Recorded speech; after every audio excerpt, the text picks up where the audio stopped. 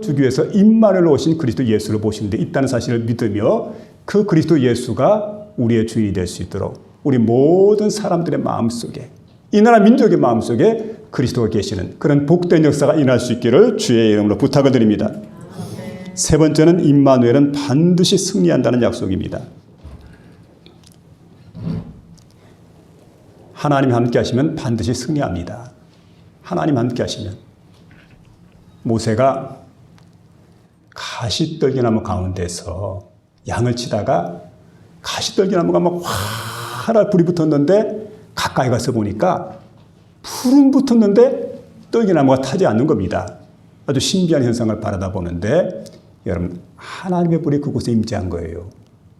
그때 여러분 그 가운데서 하나님의 음성이 들려옵니다.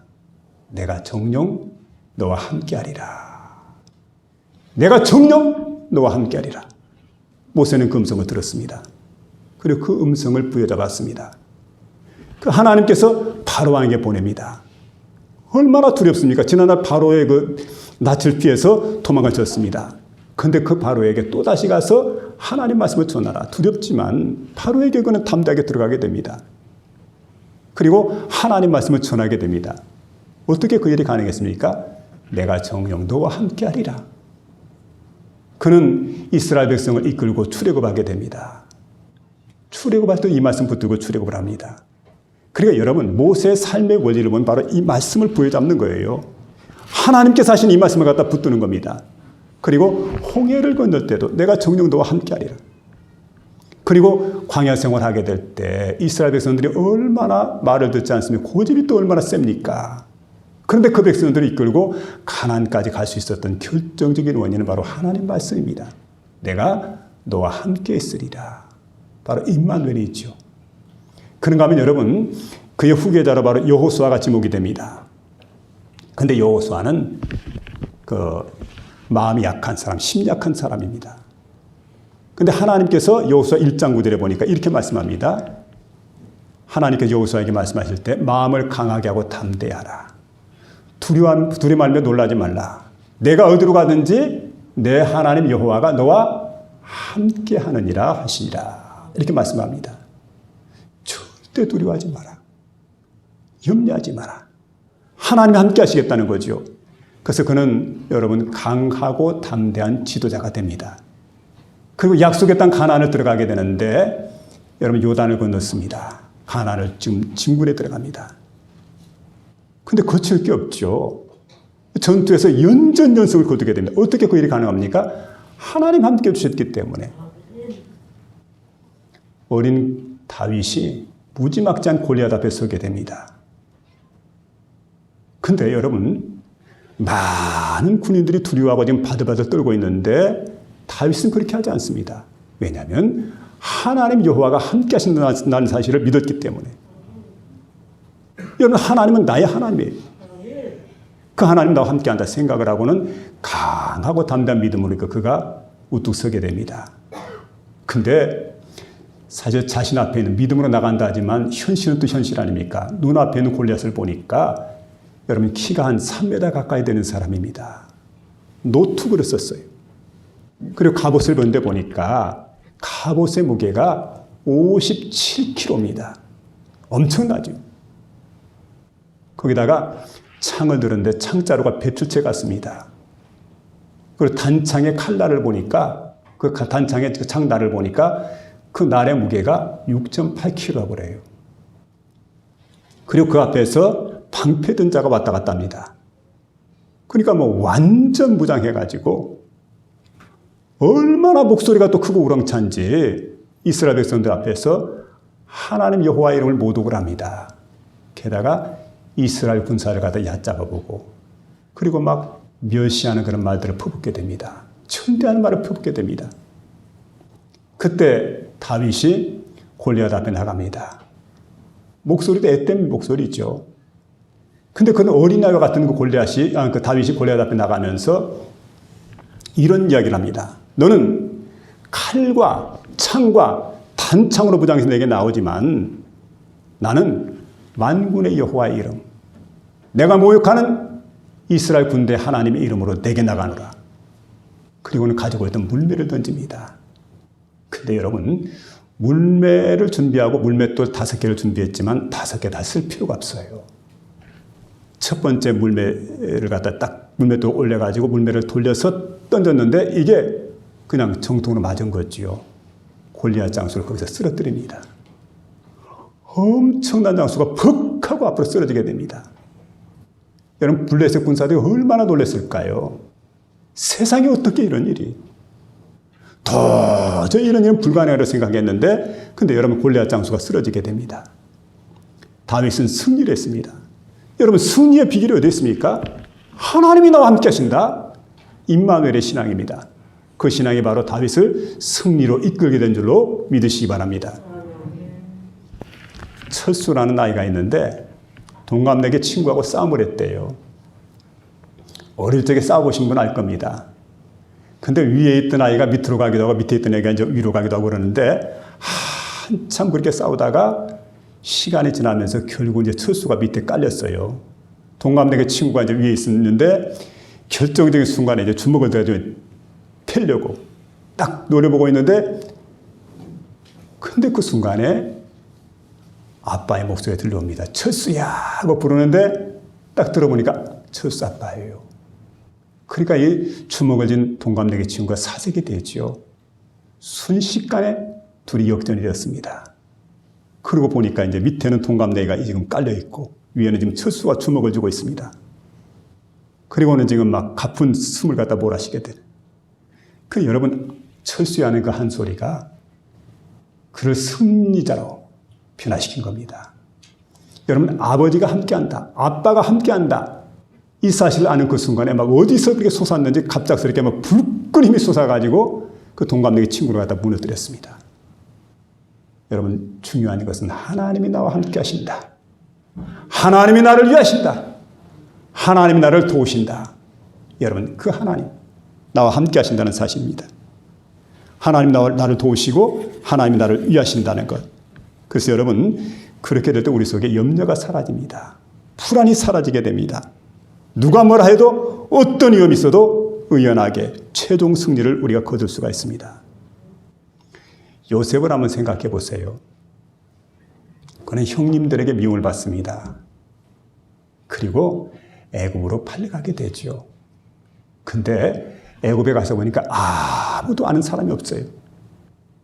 게다가 여러분, 가진 재물도 아무것도 없지 않습니까? 의지할 만한 대상이라고는 아무것도 없어요. 그런데 그 요셉의 마음속에는 어렸을 적부터 신앙이 있었습니다. 하나님 나와 함께 하신다. 그 임마누엘 신앙 가지고 하나님을 의지했습니다. 그랬더니 어려운 환경 가운데 있었고 몹시 위험한 그런 상황 가운데 처하게 됐지만 모든 어려움과 고비를 다 이기해 주시고 하나님께서 13년이 지난 후에 이 요셉에게 큰 복을 주었는데 애굽의 총리가 됩니다. 거대한 나라, 세계적인 선진국가, 최고의 강한 나라 애굽의 총리가 되었어요. 그래서 애굽의 총리가 돼서 자신도 살았지만 근데 여러분, 더 중요한 것은 자신의 가족들, 나라와 민족을 다 살리는 거지요. 게다가 애굽 나라까지 살리고 고대 근동 지역까지 살리게 되는 그런 놀라운 일들이 일어나는 걸 보게 됩니다. 여러분, 어떻게 이렇게 이런 일이 가능합니까? 하나님이 함께 하시기 때문에 위대한 신앙의 선지를 보게 될 때 그들이 승리하는 비결은 바로 임마누엘의 신앙이었던 걸 우리에게 말씀해 주고 있습니다. 임마누엘의 하나님. 하나님 함께 하실 때는 반드시 우리가 승리를 거둘 수가 있다. 바로 그와 같은 말씀이죠. 그래서 여러분, 오늘 이 시간 위험이 있어도 시련이 있어도 우리와 함께 하시는 그 하나님, 임마누엘 되신 우리의 주님을 바라보고 담대한 신앙의 경주를 할 수 있는 저와 여러분 될 수 있기를 부탁을 드립니다. 마지막 네 번째는 임재의 증거입니다. 자녀는 부모와 있을 때 참 안전합니다. 성도는 하나님과 함께 할 때 안전합니다. 근데 마귀 사단은 우리로 하여금 계속해서 실망하게 만들고 그리고 낙심하게 만들고 상처를 받게 만들고 그리고 결국 하나님 떠나게 만들어버려요. 하나님 의심하게 만들어버려요. 그리고 우리가 여러분 구원을 받았지만은 이 구원도 의심하게 만들고 이게 마귀 사탄의 역사인 걸 보게 됩니다. 그리고 세상적인 것과 예수 그리스도를 바꾸도록 만듭니다. 아시는 대로 장자권을 갖다 소중히 여겨야 되는데 팥죽 한 그릇 탐이나 가지고 자신의 장자권을 팔아버렸던 에서처럼, 또 은 30냥 때문에 예수님을 갖다 팔아버렸던 가룟유다처럼 세상적인 것과 여러분 신앙을 바꿔버리는 그런 경우들이 얼마든 있을 수 있다는 거지요. 그래서 여러분 이런 것도 우리가 이기기 위해서는 임마누엘의 은총을 받아야 돼요. 임마누엘의 신앙을 가져야 돼요. 근데 여러분 임마누엘의 신앙은 하나님이 우리와 함께 하신다 이런 말씀인데, 임마누엘이 임미엘로 바뀌어야 됩니다. 임미엘. 그러면 임마누엘은 우리와 함께 하신다 이런 말씀인데, 임미엘은 하나님이 나와 함께 하신다. 우리가 아니죠. 하나님이 나와 함께 하신다. 여러분 예수가 내 안에 계셔야 돼요. 그래야 진정한 천국이 이루어집니다. 복음이 내 안에 있어야 진정한 천국이 이루어지게 됩니다. 여러분 어떻습니까? 여러분 마음속에 천국이 있습니까? 그런데 우리 마음속에 예수는 없고 근심, 걱정, 불안, 초조, 절망, 좌절, 한숨, 낙심 다 이런 것들만 들어와요. 그럼 그 마음이 어떤 마음입니까? 천국이 아니라 막 지옥 같은 삶을 살아가는 거예요. 그 마음이 바로 지옥이 되는 겁니다. 하나님은 특별히 예수를 보내셔서 예수님께서 우리를 위해서 이제 대속해 주셨고 하나님의 자녀를 삼아주시고 거룩한 백성 되게 해주셔서 성도라는 이름을 주셨고 영원한 생명을 우리에게 허락해 주었어요. 여러분 요즘에 사람들이 성공하려면 쌍기역자 6개가 있어야 된다. 쌍기역 6개. 뭔 줄 압니까? 꿈, 끼, 꾀, 깡, 끈, 꼴 6개. 근데 여러분 꿈이라는 게 뭡니까? 꿈은 다른 말로 말하면 비전이 있죠. 그 희망이 바로 꿈입니다. 원대한 포부입니다. 끼라고 하는 것은 타고난 저마다의 소질이죠. 그 다음에 꾀라고 하는 것은 지혜가 있어야 된다는 겁니다. 그 다음에